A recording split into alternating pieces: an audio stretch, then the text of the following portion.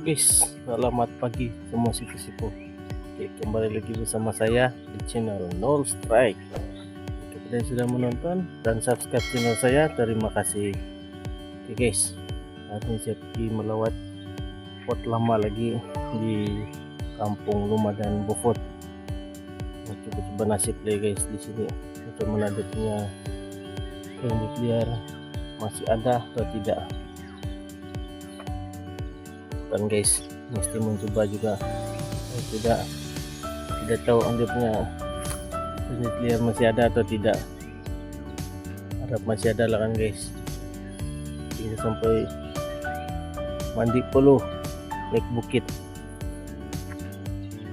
Yang penting layan hobi. Oke, saya kasih review dulu pikat cebua. Oke guys, ini pikat cebua ini yang Solo. Cebua si wayang yang main jebak bunga 3 pintu. Ini randa-randa aja nih guys. Pokok harapnya dia turun di pokok sini ataupun di sini. Terus dia turun di sini guys. Itulah pikat yang saya bawa si wayang. Coba dia solo lagi hari ini. Cantik kawasan di sini guys. Jadi guys, tanpa membuang masa, kita lanjut.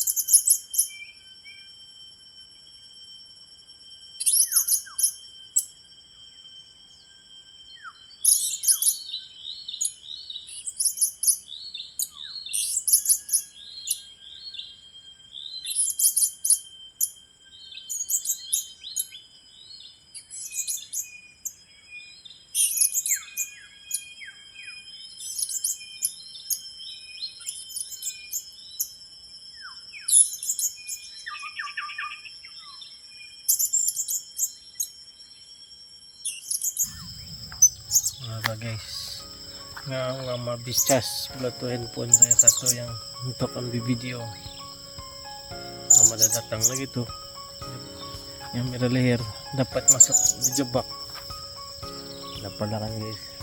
Kita kasi tengok hasil nila yang dapat sama na lagi kalau sudah habis cas kan guys. Kita tengok dulu hasil yang dapat masuk dijebak